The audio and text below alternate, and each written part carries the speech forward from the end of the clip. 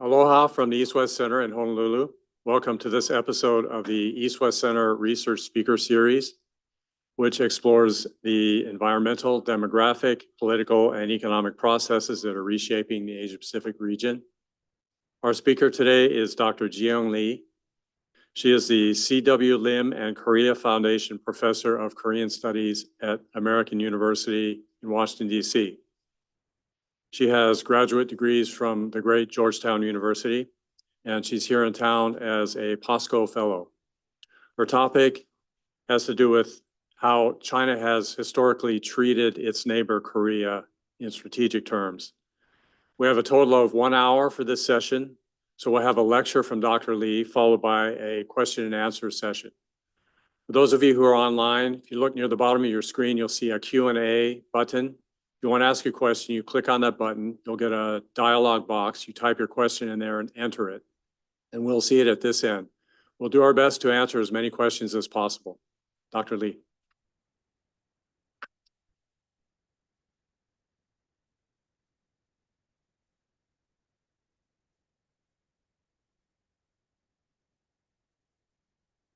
Thank you, Danny, for your very kind introduction.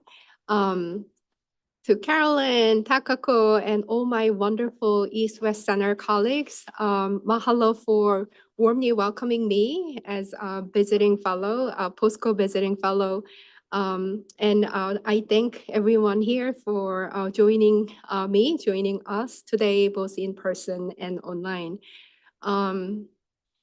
The work that I am about to present is actually my book that I'm currently writing. So I look forward to your questions and feedback. It's titled The Great Power Next Door, and let me share my screen. Okay, here we go. I thought I would start by sharing an episode that will take us to the 19th century Asia. From the perspective of the 21st century strategic rivalry between the United States and China, I find it quite ironic that it was actually China that convinced and urged Korea to first establish diplomatic relations with the United States. In the 19th century, a Chinese official during the Qing period, Huang Zhengxian, wrote in his strategy for Korea, the United States does not covet the land and people of other countries, nor does it interfere in the affairs of others. So what actually happened is the Korea-United States Treaty of Peace, Amity, Commerce, and Navigation that was signed on May 22nd, 1882, which became the first treaty that Korea signed with a Western power. Look at the clause, which is very much a product of Chinese top official Li Hongzhang.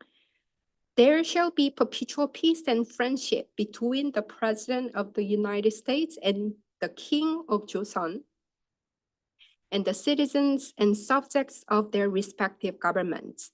If other powers deal unjustly or oppressively with either government, the other will exert their good offices on being informed of the case to bring about an amicable arrangement, thus showing their friendly feelings.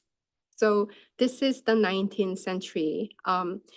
China was very much the country that facilitated the signing of this treaty, and Li was very much involved in the language of the treaty. Fast forward in the 21st century, Stephen Walt, 10 years ago, wrote in the New York Times, a powerful China will not want the United States to have close alliances and large military presence near its border. So what I actually try to do is to understand, expand our horizon to understand this dynamics from a historical point of view. What I try to do in my book is to understand and examine China's military interventions on the Korean Peninsula throughout history and see if there's any identifiable logic, especially in times of power competition. I like old maps. If you look at this map from US Office of Naval Intelligence, what you see is a map of the Korean Peninsula. But this is actually a map of a war, the first Sino-Japanese War. So this is the topic that we're going to talk about today. So let me start with a puzzle elaborating the history of China's military interventions in Korea a little bit. And then I'll move on to articulating my argument that's still developing that focuses on geopolitical vision and military intervention. And then talk a little bit about some key insights from history for policy. Before I do that, I wanted to be us to be on the same page about what I mean by military intervention. There are actually several different definitions of this phenomena, but I think this is a good basis by Elizabeth Sanders on overt short-term deployment of at least 1,000 combat-ready ground forces across international boundaries to influence an outcome in other state or an interstate dispute. Analytically, there is a very important difference between war and military intervention. Wars are intended to conquer the adversary by destroying its armed forces, whereas military interventions are geared less towards directly defeating the enemy than interfering in another state's affairs by force and reshaping the political authority structure. So with that definition as the common basis, let me move on to the puzzle. There is a very popular narrative that's out there in the scholarly literature, policy circles, and also everyday dialogue, popular dialogue, that Korea has suffered approximately 900 invasions during its 2,000 years of recorded history. And I took this sentence from the State Department website. And this is to blame geography, basically. It's because of geography. Don Overdoffer, a renowned scholar, writer, author who wrote this very informative and wonderful book, The Two Koreas, he says, geography dealt Korea a particularly difficult role. Located in a strategic but dangerous neighborhood between the greater powers of China, Japan, and Russia, Korea has suffered 900 invasions, great and small. In its 2,000 years of recorded history, if you think about during much of this recorded history, the great power to Korean states, the one that was most powerful and influential was China. When we actually look at history, China has rarely intervened militarily on the Korean Peninsula. China as a unified great power, I looked at and examined those instances. One can say 7th century during the Three Kingdoms period on the Korean Peninsula as the starting point of state-to-state relations. Between 7th and 20th century, the cases counted as great power military interventions in Korea by China number only 4. And 3 out of those 4 cases were at the request of Korea. So we have a pretty different picture when you actually use social science definition and the examination of history in depth. Then the question becomes, which is the topic of my book, when and how has China chosen to intervene militarily in the Korean Peninsula? And what is the role of geography? Geopolitics is very important in understanding the dynamics between China and the Korean Peninsula. Of course, there can be many questions. What do you mean by China? What do you mean by Korea? But for the sake of this work, let me just proceed. So in order to understand and have an answer to this question, what I decided to do is to examine these documents with this question: what internal discussions took place in China when deciding whether to intervene? So I look at secondary sources in Chinese, Korean, and English. In addition to that, I was very interested in looking at the original document that conveys the sentiments and the sense of Chinese contemporaries at that time. So I consulted the text of the Chinese tributary envoys detailing their visits to Korea during the Song, Ming, and Qing periods, the accounts of on Korea, the kingdoms that ruled Korea in the official Chinese dynastic histories, Zhongqi. In this presentation, it's CCCJ. I will show you why I actually have this.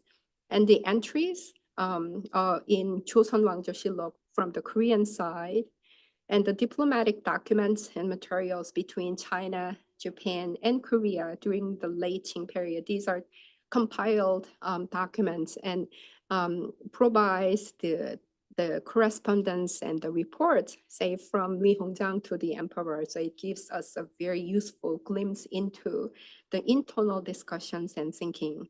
And for Korean War, there are many data, but I also used the Wilson Center Digital Archive.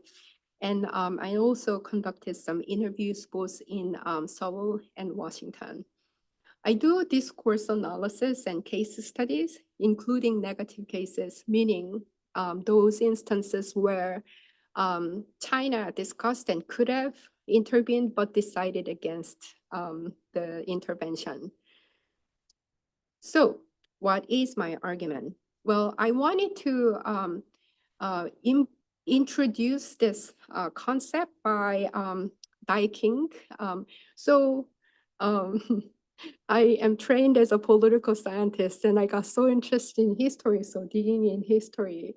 And then now I have to read geography literature. So I was reading geography literature and actually became very fascinated by works by critical geopolitics scholars. And the concept of geopolitical vision is any idea concerning the relations between one's own and other places, involving feelings of security or insecurity, or advantage or disadvantage, invoking ideas about a collective mission or foreign policy strategy. So my argument is that in order for us to understand Chinese intervention behavior, it is not enough to understand and consider physical geographical features of, proximity and size differences and power asymmetry, but really understand China's geopolitical vision of Korea as its fence. So throughout these documents, what became very, very clear is this collective beliefs among contemporary Chinese throughout history. There's this notion that's shared that Korea should serve as a fence between China and outside powers. So Korea is right there as the fence, giving rise to a strategy designed to ensure that China was the only great power exerting influence over Korean affairs. So I was able to see that China intervened when this fence was taken down by other external great powers.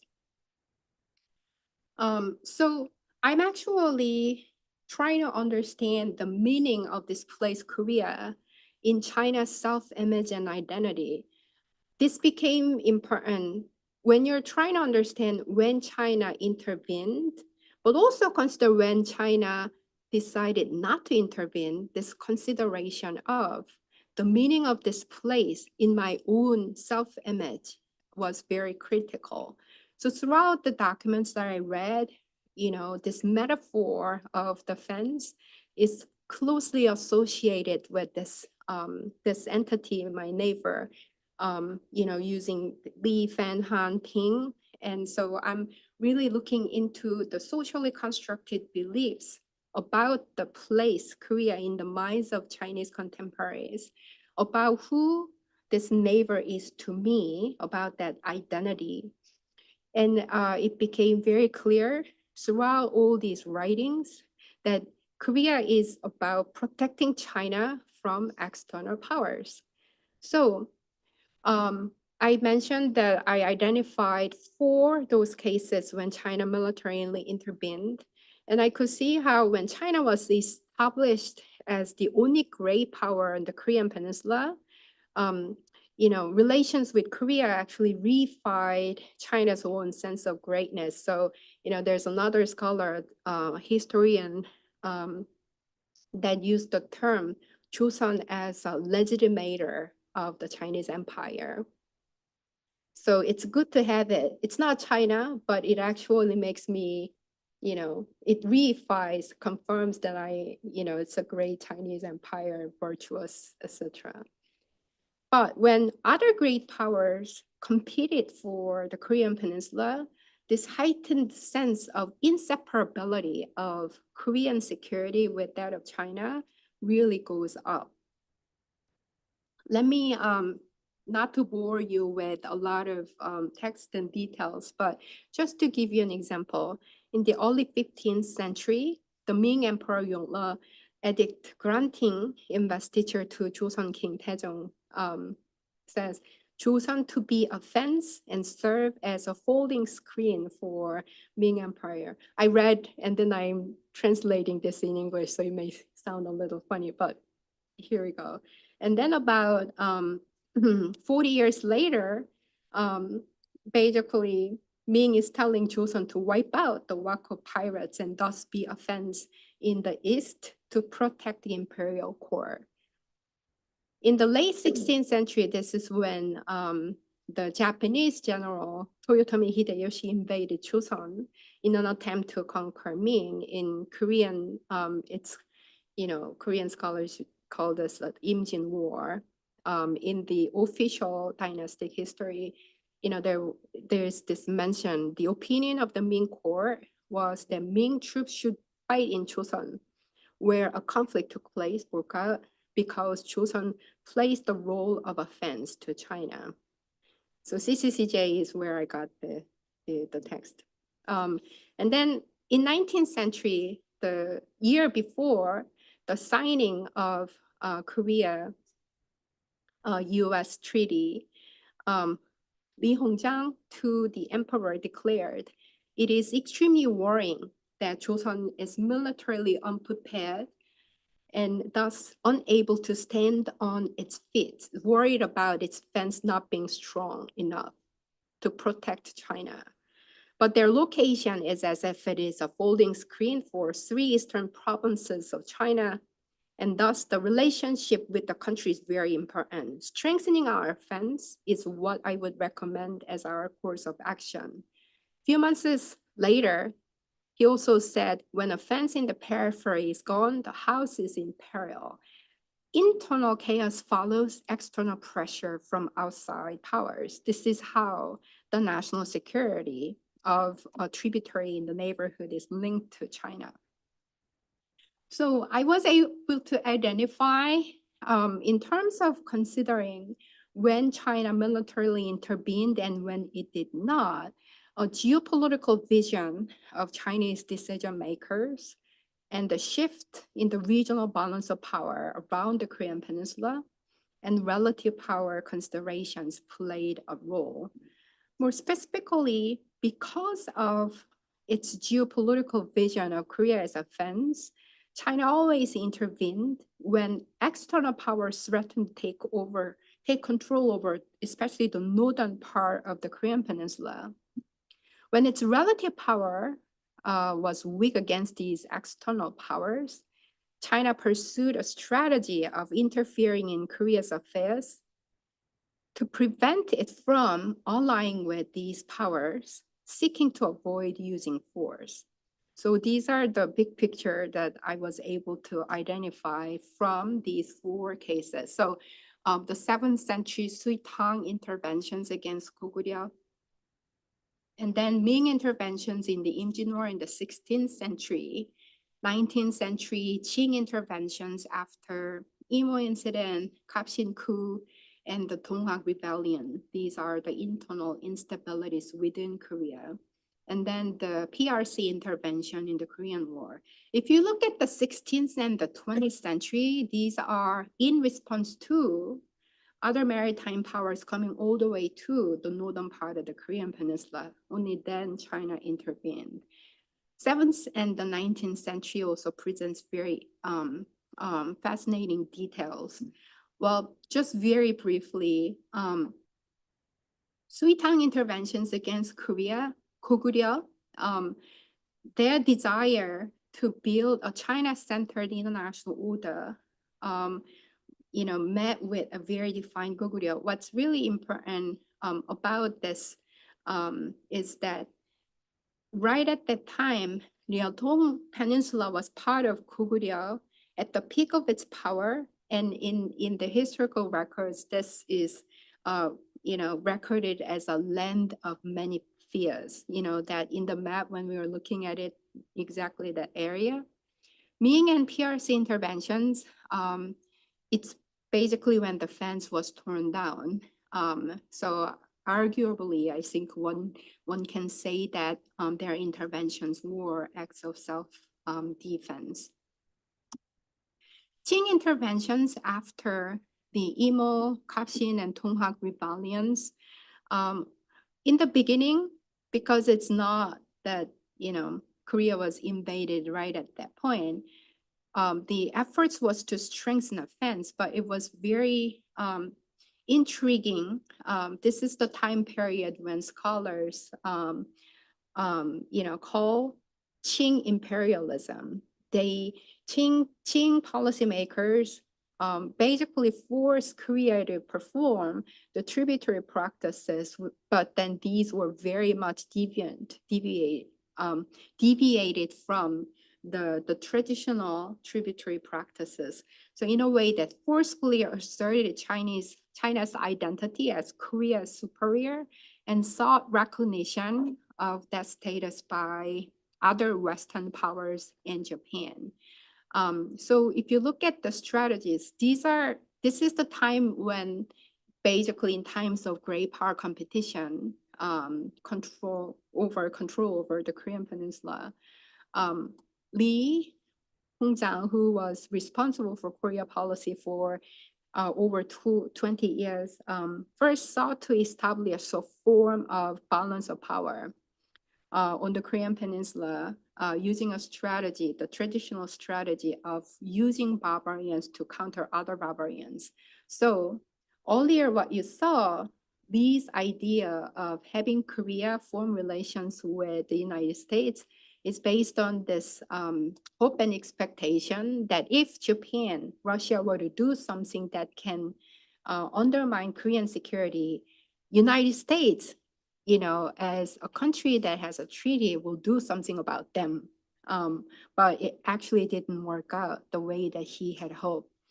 And then prominent strategy during this time, in addition to actually deploying the troops and having them stationed in Korean territory, a strategy of interfering in internal and external affairs of Korea as a preventive measure. This is not in reaction to or response to the actual use of force other Western powers or Japan yet, but it was a preventive measure against other great powers. So basically, Qing China was looking at other external great powers, but then the interference was the actions were against the Korean behavior, to control its behavior, to prevent Korea from aligning with these other powers.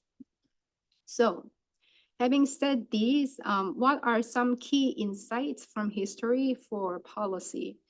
Well, when it comes to China and the Korean Peninsula, again, big picture, China's strategy towards the Korean Peninsula have largely been defensive under the condition of a status quo acceptable to Beijing.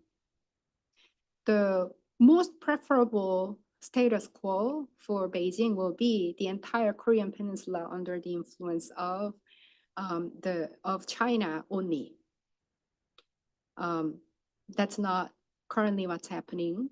What is the current status quo? But North Korea and the South Korea, that division, that's the current status quo. China's military interventions in Korea was very much closely tied to major shifts and changes in international order itself.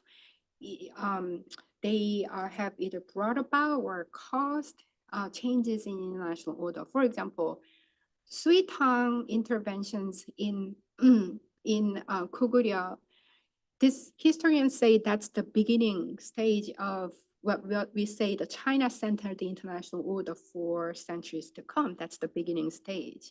And after Goguryeo, states on the Korean Peninsula have never actually occupied the Liaotong Peninsula as part of Korean states afterwards. And of course, the 16th century, Japan's power grew after Hideyoshi's unification. And then Ming and Japanese power was more or less, Japan's power have increased. And that's the late 16th century. And afterwards, actually, Ming was replaced by Qing. And then 19th century, after the first Sino-Japanese War, and Chinese Empire collapsed, and of course the Korean War, and what followed afterward in terms of the Cold War in Asia is what we all are familiar with. China's Korea policy tends to be a product of its larger regional strategy vis-a-vis the United States. I have seen in recent cases too, China's Korea policy are subset of its policy towards the United States. So when it is devising its policy towards Korea, the eyes are on the United States, basically. So that's what I mean by China tends to take an instrumentalist approach in its relations with the Koreas. So let me briefly talk about three kind of big picture implications that I think we can learn from history. One, in terms of China's approach to US-ROK alliance, China's perception is very much, and for contemporary, I also have approached and read Chinese scholars' writings that are available in the CNKI database. US-ROK alliance basically is in the Chinese perception, an instrument of Washington in its competition with Beijing. So when its relative power against the United States is weak, the strategy is to prevent Korea from becoming a force multiplier for the United States. And I think China's responses to the THAAD deployment in Korea is a case in point. Basically, when US-ROK alliance becomes part of this regionalized efforts of the network, that's what China is concerned about, as opposed to, say, Korean military power per se. China's approach to North Korean unification, again, China's strategic calculus is not really about the Koreas per se, but about the United States. When you read the scholarly writings of Chinese scholars, there's a divided opinion whether the Korean unification will serve Chinese interests, depending on what they think will happen to US versus Korea. Some view how the unification will make it unnecessary for US forces to be on the Korean Peninsula, then that's good. Others are worried that US forces in a unified Korea will pose a greater threat to China. I actually asked this question when I was talking to scholars, former policy makers, and experts in Washington and Seoul. Imagine the two Koreas are unified, and you have China here and U.S. versus Korea. What will be the ideal power configuration in Northeast Asia? What will be okay with China, U.S., and when I asked this question about post-unification Korea, many felt, almost everyone felt that U.S. forces Korea and the alliance will stay even after the unification, they felt. And interestingly, they felt that U.S. forces Korea will stay because of growing power and influence of China. That's what I learned from the interview of the experts in Washington and Seoul. China's approach to North Korea, I think it's unlikely that China will ever exert pressure enough to change North Korean behavior. So I actually don't think US, South Korea trying to really urge Beijing to put pressure on North Korea. I just don't think they're gonna do it, period. And Beijing is likely to tighten its political relations with Pyongyang, if possible with Seoul, in times of competition with Washington and other great powers. Again, I really see how Beijing's dealings with Seoul and Pyongyang is very much a subset of the larger regional strategy with their eyes on other external great powers. So this is my conclusion from John Lewis Geddes. Not to dilute the importance of what I have presented today, but I always like to have this humble mindset when it comes to studying history for an insight for today's problem. He said, history is not like mathematics and chemistry where the repeated combination of variables in the same amounts and under the same conditions will always produce the same results. It certainly is not, in and of itself, a guide to the future. Those who have thought to use history in this way, by assuming that the future will replicate the past, can count on only two certainties, which are that it will not and that they will be surprised as a consequence. After presenting all these historical analysis, I end my presentation with this. I think it is important to remember, just like how Korea is not destined to be a victim all the time because of its geography fixed. I think future can be different from history, but at the same time, I also think that policymakers in Washington and elsewhere really need to study the history of imperial China. I think we learn a lot about where the thinking's coming from, what makes sense, and all the other important things that we cannot quantify, which are very important in managing relations. So with that, I will end my presentation here, and I think I did a beautiful job of spending 35 minutes. Thank you so much.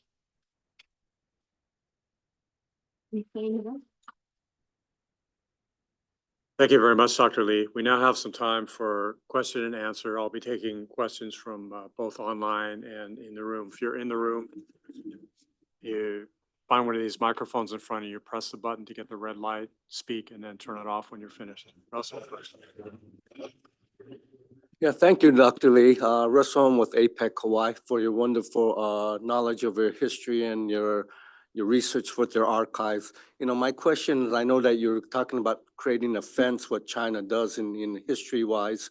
You think besides the fence that they created between the North and the South with the parallel 9F that didn't work out. So you think China is strategizing using Russia of means to work with North Korea, with Kim Jong-un, with the situation, what's going on with the Korean Peninsula, and using them as a fence? in that kind of concept to kind of offset the geopolitical system here? Should I go ahead and try and answer? I think actually looking at what happened between the Soviet Union then, North Korea, and China is probably an example that we can think about to answer your question. Maybe as a tactic as opposed to a strategy, China might be thinking of joining the hands with, Russia on certain specific issues as a tactic.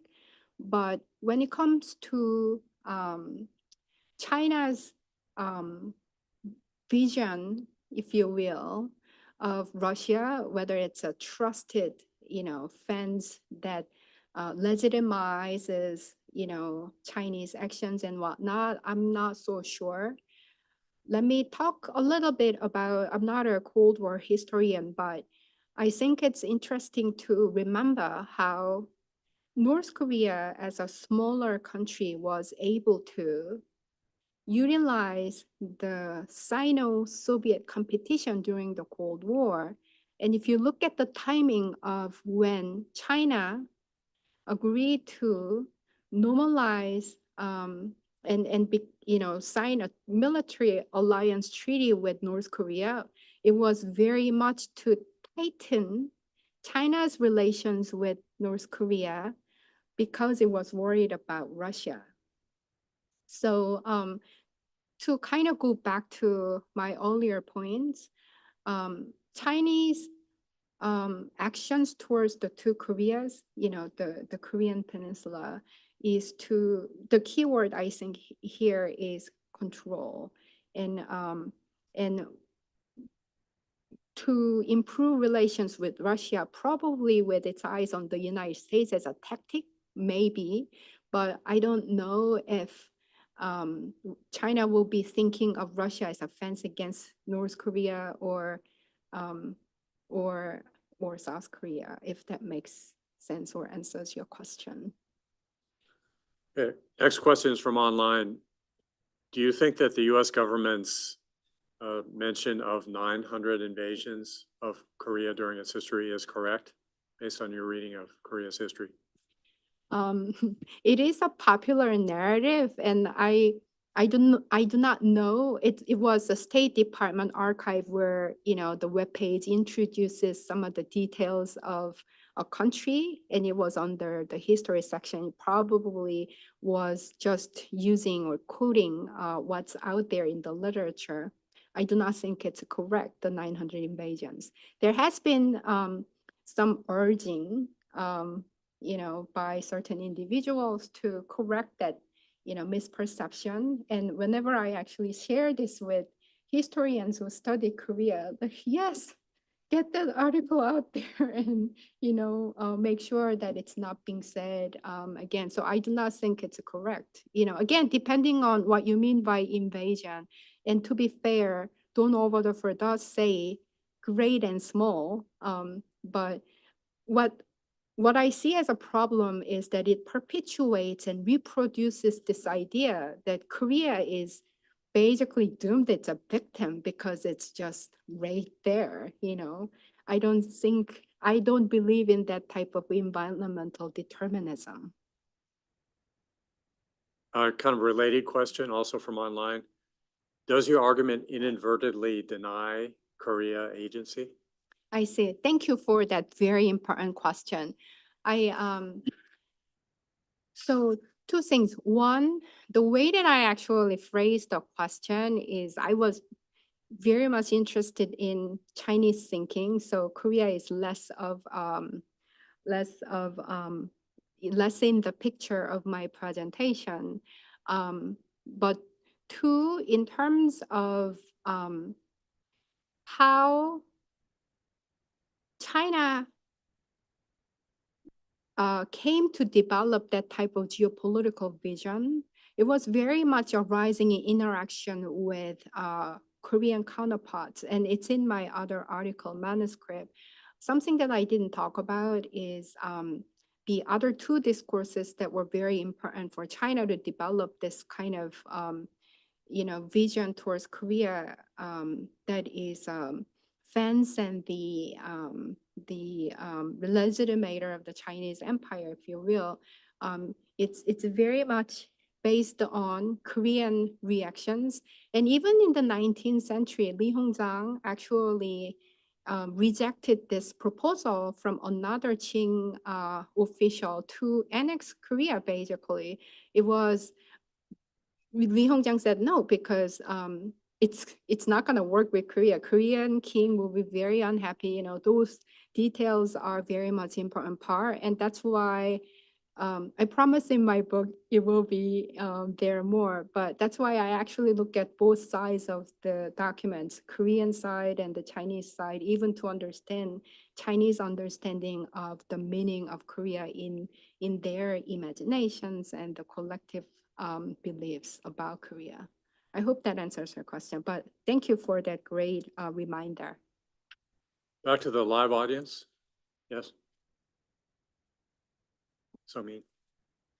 Yes, my question relates to the Korean War, the 50s. Would you consider that an intervention of China in Korea, or was that just a war with the U.S. military? Thank you. I actually haven't gotten to the Korean War case study yet, but I actually think it's when, to the extent that I have read so far, if you look at how China names that war, it is to aid Joseon, it is to help Korea against the United States. And to the extent that I've read so far, it's basically the adversary is, set as the United States and these Western powers, imperialist. So I don't know if I understood your question correctly, but it's never dyad, dynamics. It's China is always looking, out into the external powers that pose a threat to Korea.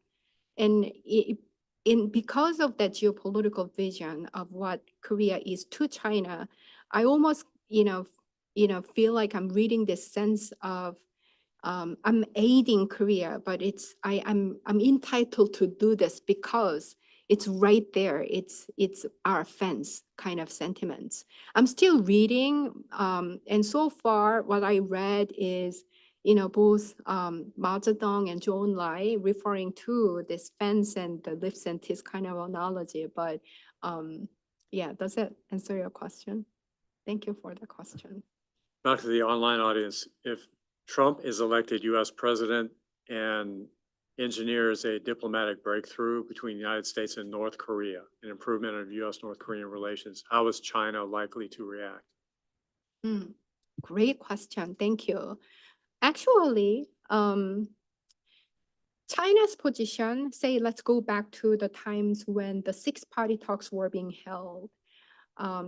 China actually has pretty consistently, as far as I can tell, encouraged inter-Korean reconciliation, encouraged North Korea and the United States to improve relations, and that's, I think it's a side story. That's in part why the progressives within South Korean political spectrum,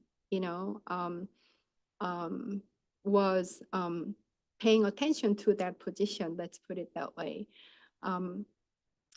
I think at first, and I think it's, I believe it's China's policy to welcome that engagement, but what matters is what happens next, right? If North Korea bypasses the Chinese and then directly do business with the United States, China probably will be concerned about what that might mean for Chinese national interest. Again, going back to this notion of North Korea by being there, almost like this idea that it matters to me, therefore, I have to be, my interests need to be respected kind of sentiments. But the initial response will be to welcome that type of engagement. But again, if you remember, former President Trump, when meeting with Kim Jong-un, you see how Beijing and North Korean leader also met, and there was very high profile summit meetings and whatnot. That's what I'm talking about. Making sure North Korea does not behave in ways that go against Chinese interests. So tightening that political relations, when the United States is very much, on their mind. To the extent that Chinese interests are not being undermined, I think China will welcome that, just as a principle.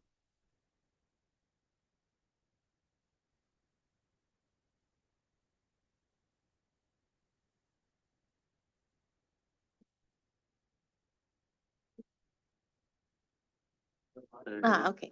Yeah. Yeah, I'll make it short, given the time. It was a very interesting talk, and it was very interesting because the borders and the relations with Korea and China isn't really understand based on the physicality, but you're really emphasizing the meaning of it. So this might not be really covered in your book, and I'm sorry if I'm going beyond the scope of your book right now, but I was wondering, like, if China gives different meanings to the countries or the tribes that were in other sides of the Chinese border. And given that the meaning of that border is also shaped by interactions with the characteristics and the relationship with Korea, for example. Like, I wonder, you see, like, they're giving different meanings to different sides of their border. Thank you. That's a really important question, which is beyond the scope of my book. I have seen I forgot exactly where I have seen the term fence being used to another entity beyond Korea. But I also have seen how when Chinese policymakers discuss Korea and its geography and the importance, it is quite specific. For example, they will liken the location of Korea being, China's arm. Its shape is like eagle, or those things cannot be identical if we're talking about other, entities or groups. So I would imagine some of the metaphors are not confined to or limited to the Korean peninsula, but my guess is that it will differ based on their own interactions. For example, I was trying to see if Imperial China's interventions in Vietnam and will make probably a meaningful comparison with Korea. I haven't gotten to that, but when I talk to historians, I think what I'm getting is there's something that's unique about the Korean Peninsula. Its geopolitical vision, it's a collective belief, although it's expressed in physical, geographical kind of terms. For example, Li Hongjiang, when at that point in time when he was, talking about this, Ryukyu was already gone, annexed by Japan in the 19th century. And after Sino-French War, Vietnam was gone. But Li Hongjiang, really talk about how we just cannot let Joseon, Korea go, because it's the most important of all, tributaries or the, surrounding states. So I think there's something that's unique about Korea and its geopolitical vision, but the expressions and the metaphors, I would say I have seen elsewhere as well. Another question from online. If the United States government asks the South Korean government to allow for greater strategic flexibility in the use of US forces on the peninsula, and the Chinese interpret this as increasing the likelihood that US forces on the peninsula would be used in a Taiwan contingency, what kind of pushback would we expect from the Chinese government? I think that's something that Korean government has been very careful about. I mean, so the question is what kind of pushback China will. I mean, let me just make this very general observation in light of the past kind of, dynamics in terms of alliance management in China. One, China does not always read the intentions of the alliance managers as intended. It has happened. There was a point in time, I think it was the Nomuhyun period in South Korea, that, again, based on what we read from the Chinese scholarly articles, I think there was a hope and the expectation that US ROK alliance was being loosened, but that didn't happen. And, during the Obama administration's pivot to Asia, I think it was not something probably that Chinese strategists or policymakers have all along expected.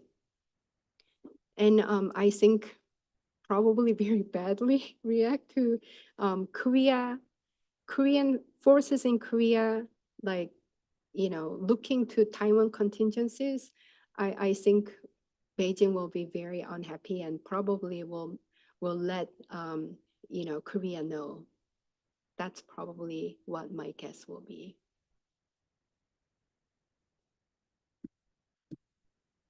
Dr. Lee, you probably know that the phenomenon of a great power being uncomfortable with another great power having influence in a nearby smaller country is pretty common historically. Yes. Think about the United States Monroe Doctrine, or this is even one of the interpretations for Putin's invasion of Ukraine. So do you tend to argue in your book that China has a peculiar way of dealing with this particular phenomenon that sets it apart from other great powers? That's a very good question. Something that I actually think about at least once a day. Thank you for that great question. Going into and starting this project, I didn't know what to expect, whether this will be a peculiar China-Korea dynamics or China just behaves just like any other great powers. And the more I research, there's definitely, let me just say this, those who took, international relations theory classes and whatnot, China's behavior pretty much, can be explained by what, some scholars call defensive realists. It's not offensively going after annexing other countries, but when it's under threat, it actually uses force. I think in that regard, China, Chinese behavior is similar to other great powers.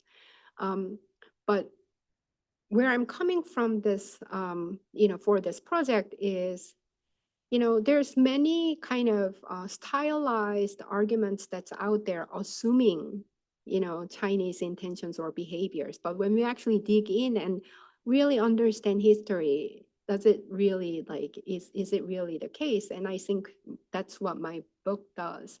And in addition to the, China behaving like any other great power when it comes to Korea and great power interventions, one thing that I find really interesting is this, how China intervenes is very much a function of the relational dynamics and how China views itself in its relations with Korea. And I think that's what's unique about China-Korea dynamics.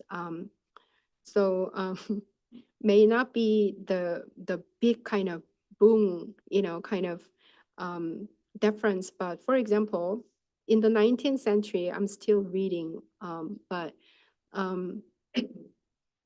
when I said that Chinese strategy, one of them is to ensure that China is being recognized as Korea's superior.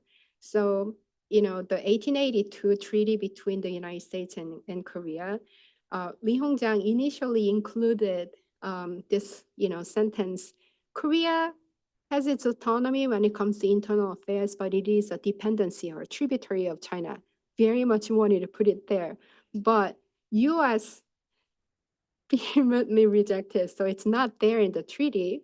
But Qing went about, making sure that Joseon King write a separate letter sent to the US president at the time. By the way, Korea is China's dependency.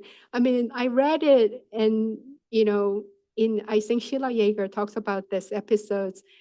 We don't know if the US president ever actually received that letter, but those little details, I think tells actually us a lot and could become very important at crucial moments, What is it that China really cares about in its relations with Korea and how they go about accomplishing their great power interests. And I think it really can be very important in managing relations. I'm kind of going around to answer your question, but yes. Last question from online. Okay.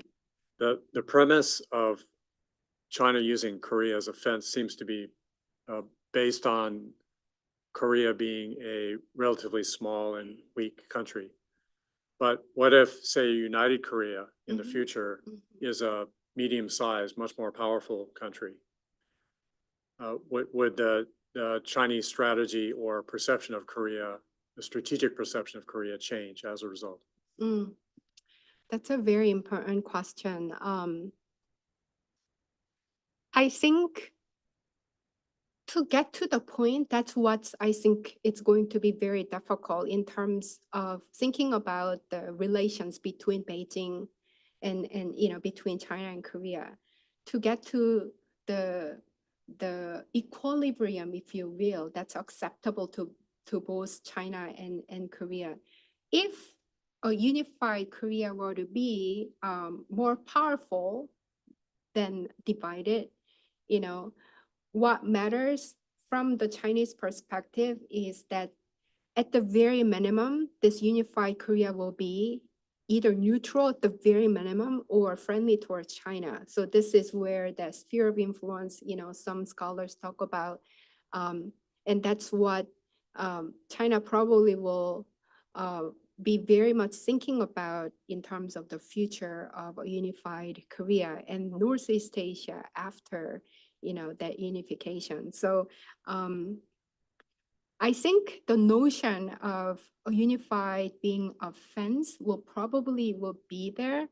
And compared to pre-19th century, when China was the sole great power, that likelihood of Korea being that very friendly, weak power, I don't think, Chinese policymakers will expect the same because, the world has changed, but we'll see.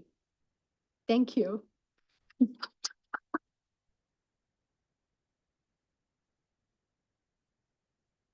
Dr. Lee, 축하합니다 for a great presentation. It was very interesting.